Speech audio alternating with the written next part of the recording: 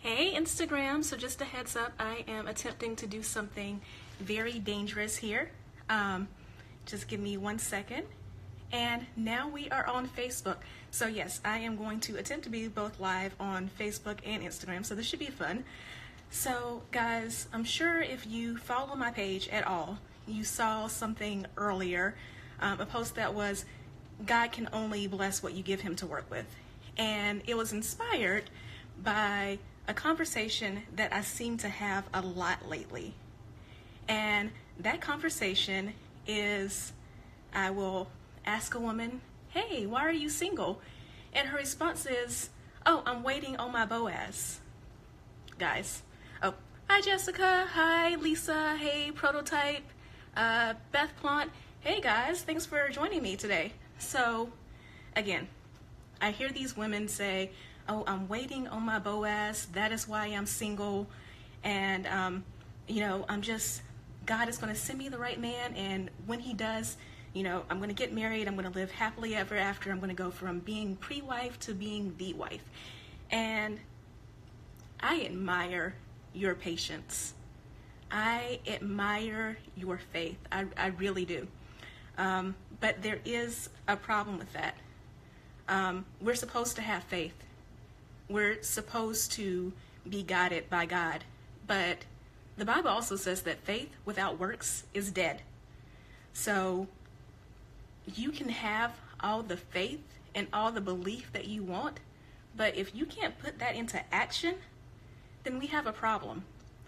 And one of the things that really irks me a little bit about this is that I don't understand why, when it comes to relationships, the most important thing in our lives, we have such a hard time understanding this concept.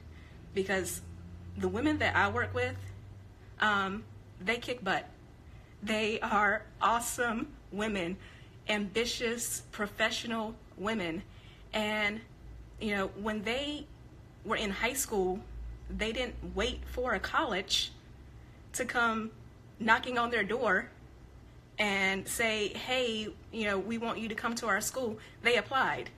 When they graduated college and went into the workforce, or even before that, when they wanted internships, they didn't wait for that to fall into their lap. When they graduated college and went to get a job, they didn't wait for some company to come hand them an offer. You have gone out and gotten what you wanted in every other area of your life. Why are you just sitting around waiting on a man? And not just sitting around. So many of the women that I see who are in this situation don't go out on weekends. They get up, they go to work, they come home. On Sundays, they go to church, and while they're at church, they don't bother to talk to anyone in the church. And here's a little secret: conversations are a very important aspect of cultivating a relationship. So I see these women who are so great at everything else, but they have an issue with saying hello to someone. Again, faith without works is dead, y'all. So if there's something that you want in your life, and you have to excuse me because I am, again, live on both Instagram and Facebook, so I am looking at both cameras. But if there's something that you want out of your life, you have to take inspired action. You cannot just sit and just wait for life to happen to you. Relationships do not work like the Disney movies that you saw as a child, where you can lay in the bed and be a princess and your knight in shining armor is going to break into your room and rescue you. And honestly, if that happened, that would be creepy AF. So we really don't want that to begin with. But again, you have to take some action to get the things that you want out of life. If you want to find a husband, if you want to cultivate that great relationship and have the partner of your dreams, you have to be willing to put yourself out there first.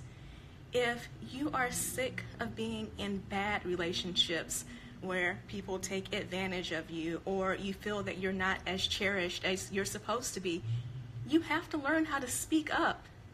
You have to learn how to ask for what you want. Guys, everything that you want in life, I promise you, is on the other side of learning how to take action and go out there and get it and put yourself out there and not be afraid to put yourself out there. You are cherished. You are a child of God. You are awesome. So what are you afraid of? So guys, just a couple of thoughts from me, and I hope that you will take this and again, learn how to, yes, we wait for God to bring us the blessings that we want out of life, but we take action and put things out there into the atmosphere so that he can get the wheels turning. Because if you were to go back and read the book of Ruth, Ruth didn't wait on Boaz. Ruth went to work in the field that he owned. Ruth laid at his feet one night and waited for him to wake up and notice her. Again, in 2018, I would not recommend that you do that. Talking about things that are creepy as F, let's not do that. But the point is that she took action. She sought wise counsel in her mother-in-law and followed that woman's advice, and she took the action required to get the result that she wanted. So again, my loves, I am all for you waiting on Boaz, but while you're waiting, you should be taking some steps to make sure that, again, you create the relationship that you want to have, that you're able to go from being pre-wife to being a wife, that you're able to attract a man who will support you, who will cherish you, who recognizes your value. So again, just a few thoughts from me, and I will talk to you guys again soon. And here comes the awkward moment where I'm ending the live video in two places, so please excuse that.